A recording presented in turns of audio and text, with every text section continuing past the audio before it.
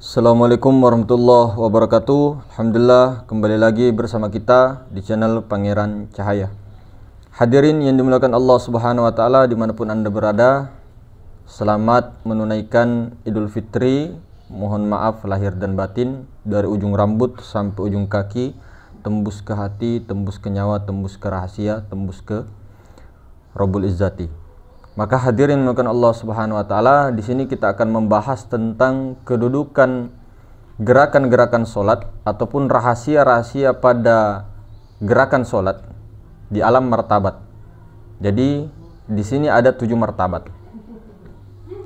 Martabat ini dinamakan kedudukan. Jadi martabat 1 sampai 7 itu kedudukan daripada nur Tuhan, dari zat, sifat, asma, kemudian af'al. Jadi kita akan membeberkan rahasia besar, rahasia terbesar praktek mendirikan solat yang ada pada gerakannya dan beserta kedudukan serta alam-alamnya. Sebelum kita lanjut, hadirin, jadi kita perlu pahami bahwa solat yang sebenarnya itu bukanlah menyembah. Jadi solat itu bukan menyembah, tapi solat itu adalah hubungan antara zat, sifat, asma, dan af'al. Jadi hubungan antara Tuhan ataupun Allah dengan dirinya sendiri. Nah, bukan kita menyembah Allah berhadap-hadapan, karena ini sama dengan penyembahan berhala. Kalau mengatakan bahwa kita menyembah Allah, nah ini yang berbahaya. Jadi maka dikatakan tidak ada menyembah di situ dalam solat.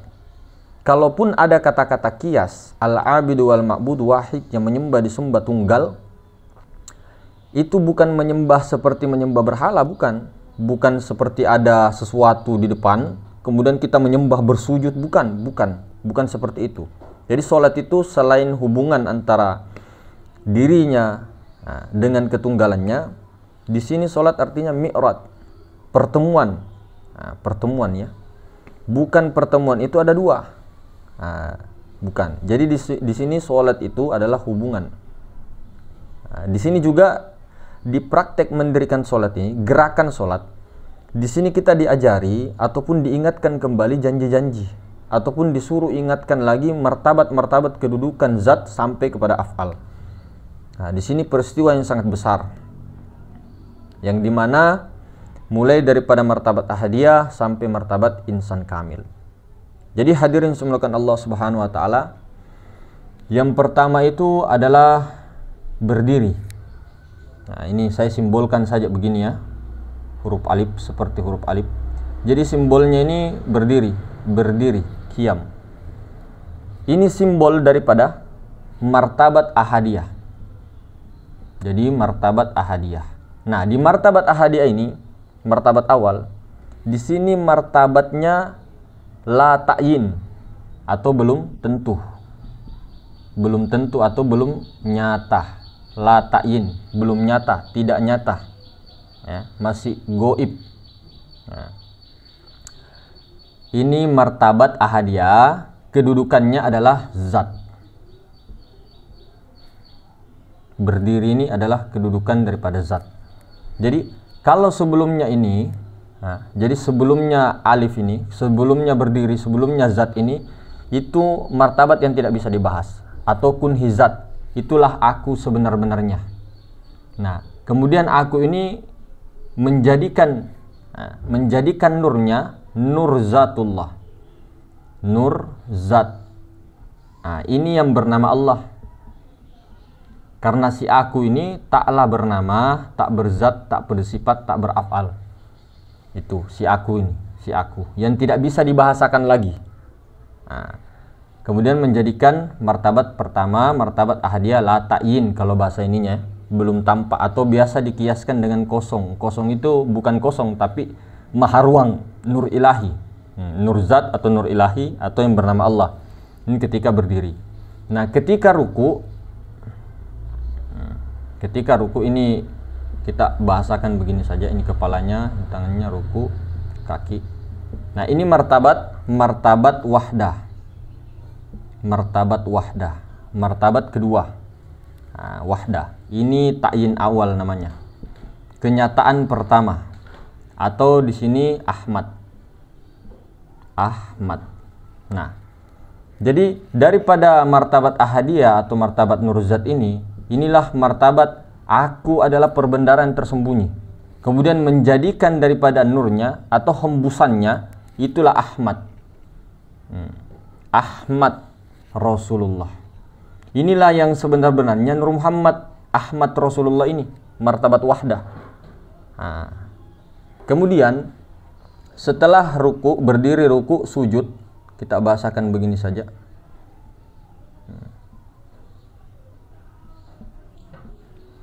Nah, ini sujud. Nah, ini tadi martabat sifat ya, sifat. Nah, kemudian ini sujud martabat wahidiyah, martabat ketiga. Ta'yin sani atau kenyataan yang kedua. Ta'yin sani. Itu sujud. Nah, ini dinamakan Muhammad. Muhammad. Istilah saja ya, istilah rakam. Jadi Muhammad. Nah, ini martabat asma hadirin. Ketika sujud. Nah, kemudian ketika duduk di antara dua sujud. Ini kita kaitkan begini. Ya.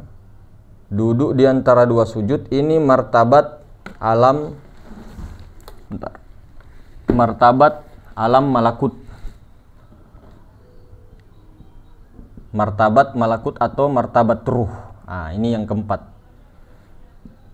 Nah, ini ketika duduk di antara dua sujud. Nah, ini martabat af'al. Martabat af'al, inilah yang dinamakan insan. Insan atau bisa disebut nyawanya Adam. Nah, ini martabat af'al itu 4. Nah, 4. Martabat af'al itu 4. Kalau martabat zat itu alif, ini martabat sifat 1 juga dia, martabat asbah 1, martabat af'al ini 4. Mulai daripada malaikat atau malakut atau ruh, martabat ruh, kemisal, ajsam, insan. Jadi 4 martabat af'al. Nah, kemudian di mana martabat yang kelima? Martabat misal atau masa di mana kita itu di ubun-ubun Bapa. Nah, di antara ya, ketika kita sujud, kemudian sebelum tahiyat awal atau tahiyat akhir, itu ada antaranya kita bangun begini. Kita bangun dari sujud, kemudian mau tahiyat akhir. Itulah martabat kelima, dinamakan martabat misal. Ini martabat Bapa, ubun-ubun Bapa. Oke. Nah, di sini af'al semua af'al. Martabat af'al ini juga af'al, nanti af'al juga. Nah, kemudian pada saat duduk di antara dua sujud, apa namanya? Pada saat duduk tahiyat akhir, nah, itulah martabat ke-6 atau dikatakan martabat ajsam. Duduk tahiyat akhir atau tahiyat awal. Martabat ajsam atau dalam kandungan ibu. Martabat alam rahim, alam rohim. Nah, itu martabat ke-6. Disinilah terjadi peristiwa, ya, peristiwa di mana alam rohim, kita di dalam kandungan. Nah, ketika setelah itu, assalamualaikum warahmatullah, assalamualaikum warahmatullah, selesai sholat, balik kanan, balik kiri, itulah martabat ke-7, insan kamil. Nah, jadi kita jelaskan dari martabat zat atau dari martabat ahadiyah, ini semua sampai martabat 7, ini adalah nur Tuhan, bukan Tuhan, bukan yang sebenar-benarnya. Jadi kosong itu bukan Tuhan, titik itu bukan Tuhan, alif itu bukan Tuhan. Paham? Jadi kosong titik alif itu bukan Tuhan.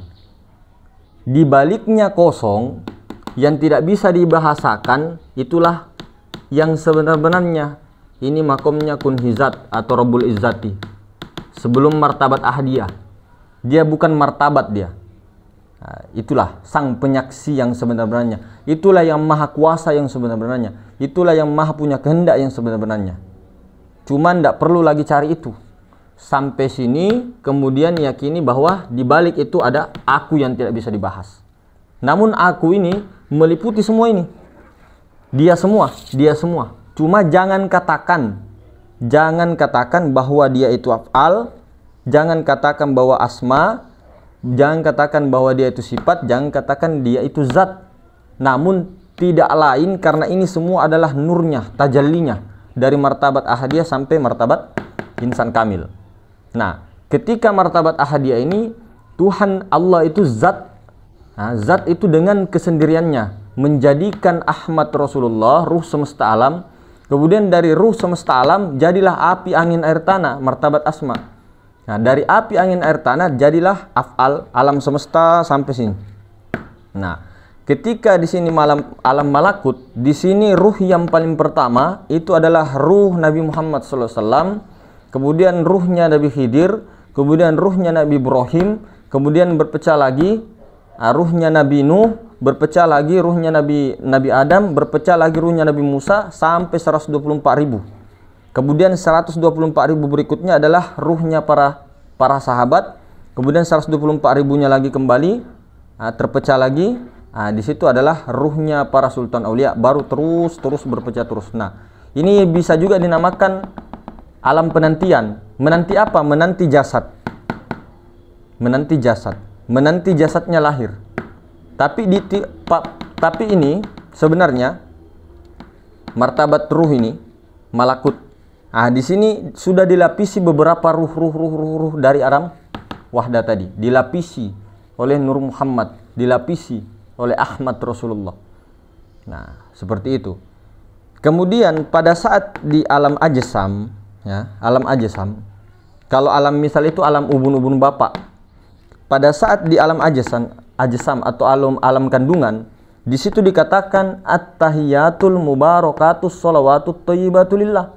At-tahiyatul mubarakatus sholawat. Di sini ada perjanjian, ada percakapan anak lolo dengan Tuhannya. Wahai anak bayi, at-tahiyatul mubarakatus sholawatut thayyibatulillah. Nah, kuberikan engkau keberkahan, keselamatan dan rahmat atasmu. Keluarlah engkau. Nah, disinilah percakapan panjang di kitab anak lolo mengatakan, saya tidak mau keluar ya Allah. Saya belum mau keluar ya Allah. Nah, di sini panjang dialognya, ada di YouTube kita sebelumnya ya, percakapan dialog anak lolo.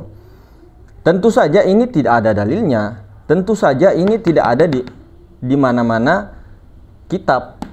Nah, kecuali di kitab anak lolo itu ada.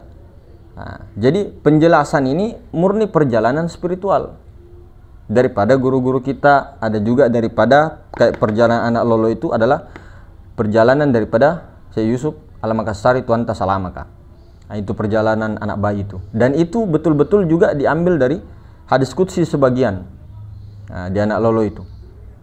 Nah, kemudian di situ dikatakanlah assalamu alayka ayyuhan nabi warahmatullahi wabarakatuh. Ini kita singkat cerita. Artinya Allah mengucapkan salam kepada ruh. Assalamu alayka ayyuhan nabi warahmatullahi wabarakatuh. Nah, jadi mengucapkan salam kepada anak bayi itu. Kemudian dijawab assalamu alayna wa ala ibadillahis sholihin. Kita supaya gampang ya, supaya gampang Allah mengatakan at-tahiyatul mubarakatus sholawatut thayyibatulillah kepada Muhammad.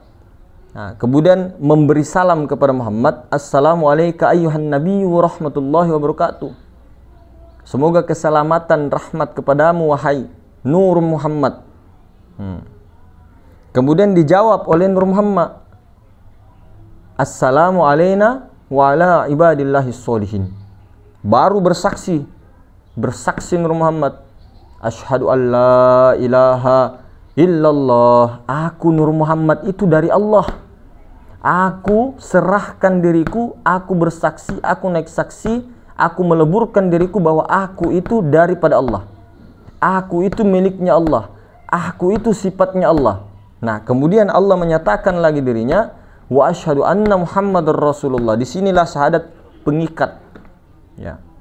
Disinilah dikatakan peleburan. Disinilah dikatakan Muhammad tiada yang ada, hanya Allah semata-mata. Nah, sifat tidak bisa berdiri sendiri tanpa zat. Jadi seperti itu. Nah, kemudian ketika seperti itu terus, ya, sampai Allahumma sholli ala sayyidina Muhammad, sampai innaka hamidum majid. Nah, di situ ada salam ke kanan dan ke kiri. Disitulah keluarnya anak bayi dari alam rahim. Barulah dikatakan assalamualaikum warahmatullah, assalamualaikum warahmatullah. Nah, sebelum itu anak bayi mengatakan a i u, suara 3, baris atas, baris bawah, baris u, dhammah, a i u. Barulah menangis anak bayi, teriak sejadi-jadinya, huwa huwa huwa huwa huwa huwa huwa. Nah, disinilah perjalanan martabat di tahap mendirikan sholat. Jadi memang secara pengikut Rasulullah jangan meninggalkan mendirikan sholat. Bukan hanya kewajiban, tapi kita itu membutuhkan itu, jasad itu membutuhkan. Dan ini adalah penyempurna kemudian kenyataan daripada ma'rifat. Ilmu tauhid yang kita pelajari, ilmu tasawuf yang kita pelajari, itu kenyataannya, buktinya itu ada di syariat. Buktinya ada di kenyataannya, di mendirikan sholatnya, di rukun Islamnya yang syariat. Makanya saya selalu mengatakan, tidak ada mengatakan awaluddin syariatullah, awaluddin tariqatullah, awaluddin hakikatullah, awaluddin ma'rifatullah. Awal din, sebelum bertauhid, sebelum beragama, ma'rifat. Nah, ma'rifat di sini ada ma'rifatul af'al, ma'rifatul asma, ma'rifatul sifat, ma'rifatul zat. Nah, apa af'al itu? Di mana af'al itu? Nah, af'al itu apa pada kita? Apa pada alam? Asma itu apa pada kita? Apa pada semesta? Nah, kan begitu. Sifat itu yang mana kedudukannya pada kita, pada diri kita? Apa pada semesta? Zat, di mana kedudukan pada diri kita? Apa pada semesta? Nah, di balik zat, sifat, asma, af'al itu, aku itu yang kunhi zat itu yang menyaksikan semua. Ketunggalan itu. Cuma tidak perlu lagi dikaji. Sudah terlebih laisa kamitslihi syai'. Sedangkan Ahmad Rasulullah, sifat atau nyawa yang ada pada diri atau nafas saja itu tidak bisa diserupakan. Karena itu dia laisa. Laisa, nyawa itu laisa kamitslihi syai'. Jadi itu tadi, sebelum beragama kenali dulu dirimu. Kenali diri. Nah, kenali diri jasmani dari mana?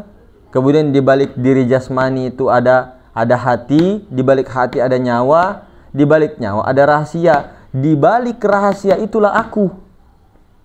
Begitu caranya. Baru kalau sudah awaluddin ma'rifatullah, untuk mentanzihkan Allah, mensucikan daripada zatnya Allah, sifatnya Allah, disitulah dikatakan 20 sifat wajib bagi Allah. Baru kita tazkiyatun nafs, cari thariqah, metode untuk bagaimana mempertahankan kesadaran dan untuk bagaimana melebur dari tahap makom musyahadah atau mulai makom muraqabah, ya. Kemudian mukasyafah, musyahadah sampai ke fana di thariqah. Tidak ada ceritanya orang belajar kaji diri, kajian-kajian, ma'rifat kaji diri, tauhid, fana, tidak ada. Itu cerita doang itu teori. Jadi prakteknya itu ada di thariqah. Tidak bisa juga kita langsung thariqah, tidak bisa. Kalau tidak ada teori, tidak ada awaluddin ma'rifatullah, langsung kita bertarekat, tidak jelas nanti jalannya. Tidak jelas cerita. Artinya praktek saja, diberikan zikir-zikir, diberikan khalwat, tapi tidak tahu Allah yang mana dicari. Tidak tahu Allah yang mana ditujukan. Tidak tahu Allah yang mana disadari. Tidak tahu kemana tempat peleburan. Tidak tahu di mana tempat kembali. Tidak mungkin. Anak-anak kecil itu bisa juga kalau praktek langsung bisa. Teori dulu baru praktek. Jangan praktek dulu. Nah, itulah. Kemudian orang-orang yang mengatakan juga, apa itu? Percuma cerita-cerita, teori semua. Teori itu penting, Pak. Kalau tidak ada teori, tidak bisa praktek. Prakteknya amburadul. Mengkis-mengkis. Makanya itu tadi kita ulang, belajar kita makrifat, belajar ilmu tauhid hakikat, belajar kita ilmu thariqah, ilmu tasawuf untuk menyempurnakan syariatullah, untuk menyempurnakan syariat. Tidak ada ceritanya zamannya Rasulullah syariat dulu, tidak ada ceritanya. Tidak nyambung, iman dulu baru amal. Bagaimana caranya mau iman? Tauhid dulu. Nah, sebelum bertauhid kenal dulu, baru di situ berlaku iman. Tidak bisa kita itu langsung kabitik-bitik kanak-kanai langsung sholat, langsung puasa, langsung zakat, baru tidak ada teori ma'rifat. Hambar semua. Itulah dikatakan menyembah angan-angan. Siapa yang menyembah nama, kafir. Hadis qudsi mengatakan. Nah, siapa yang menyembah makna, munafik. Bukan hanya maknanya, alif lam lam ha. Bukan hanya namanya yang disembah. Disembah itu maksudnya yang dipuji-puji terus tapi tidak tahu siapa di balik nama Allah itu. Itu nah, jadi kalau di sini sudah dibukakan yang bernama Allah itu ismu zat, nur zatnya ini. Ini nih martabat ahadiyah itu yang bernama Allah. Kalau sang aku yang maha sejati, yang maha tunggal, yang maha betul-betul itu, yang maha kuasa, itu tidak ada nama. Belum ada nama, belum ada zat. Sifat asma af'al terlebih laisa, makanya jangan mencari Tuhan. Cari rahasia Tuhan, rahasia diri Tuhan itu tidak lain daripada Tuhan itu sendiri. Maka puncak ma'rifat tidak tahu. Dan ini ma'rifat adalah pondasi dasar untuk menyempurnakan nanti penerapannya, prakteknya itu ya ada di syariat. Bagaimana nanti hebatnya ma'rifatnya, seperti apa ceritanya, hebat bercerita, hebat menyalahkan, tidak bisa kalau tidak ada teori, tidak ada praktek di syariat. Nah, kalaupun tidak ikut jalannya Rasulullah, silakan saja, silakan kalau mau. Tapi itu syariat itu luas, kenyataan, nyata dia. Innas sholata tanha 'anil fahsya'i wal munkar. Sesungguhnya sholat itu mencegah perbuatan keji dan mungkar. Lalu kenapa masih banyak orang yang sholat tapi perbuatan keji dan mungkar masih dilakukan? Karena belum sholat.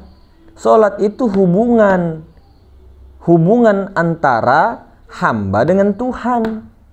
Hambanya lebur kepada Tuhan, yang ada hanya Tuhan itu sendiri. Jadi yang berlaku di situ Allah Ta'ala sendiri yang melihat dirinya, memuji dirinya sendiri, menyaksikan dirinya sendiri. Yang mencari itulah yang dicari. Itu yang sebenarnya. Namun praktek daripada sholat, ya, prakteknya itu, kenyataannya harus nyata kepada sholat 5 waktu dan sunnah. Disitulah sholat. Karena sholatnya nabi-nabi terdahulu itu sholat daim, kesadarannya terus terhubung 24 jam, 24 jam. Duduk-duduk, mau pergi di WC, mau pergi mana, sholat. Itu artinya sholat itu sadar Allah. Sadar secara terus-menerus Allah Ta'ala sendiri yang sadar akan dirinya. Itu maksudnya. Jadi menyaksikan dirinya sendiri, itu yang makna sholat. Maka kalau bisa 2 kalimat syahadat, kuncinya sudah bisa sudah sholat. Itu sudah dikatakan zakat, itu sudah dikatakan haji, itu sudah dikatakan segala-galanya. Tuh makna sholat. Rukun Islam sebenarnya itu. Barulah setelah mengamalkan 4 ini, itulah yang dikatakan sejatinya indallah. Itulah millata Ibrahim Hanifah. Itulah agama yang lurus ad-din, yang mengikuti nenek moyangnya. Itulah Nabi Muhammad SAW sendiri mengatakan, aku adalah pengikut Nabi Ibrahim. Kita dianjurkan untuk mengikuti agama Ibrahim yang lurus. Siapa pewaris agama Ibrahim yang lurus? Ishak, Yakub, Yusuf dan sebagainya, Musa sampai ke Isa, Nabi Ismail, kemudian sampai ke Rasulullah. Cuma penentang-penentang nabi-nabi ini, pewaris Nabi Ibrahim itu banyak yang membuat cara-cara sendiri, tidak ikut agama Ibrahim. Nah itu, sementara Allah Ta'ala sudah jelaskan bahwa mereka hanya menyembah berhala-berhala, baik itu berhala pada dirinya, berhala pada alam semesta. Dia tidak menyembah Tuhan yang sebenar-benarnya. Makanya di situ, jangan kau sembah zatku, sifatku, asmaku, afalku, tapi sembahlah aku. Kata-kata sembahlah aku di sini, al-abidu wal ma'budu wahid. Yang menyembah, yang disembah ahad juga, bukan kita yang menyembah Allah. Syirik. Nah, inilah perkara yang wajib betul-betul dipahami. Enak kita kalau meskipun kita tidak mahir di bidangnya, ma'rifat tidak terlalu, yang penting tahu poin-poinnya, hakikat juga, thariqah juga, syariat juga.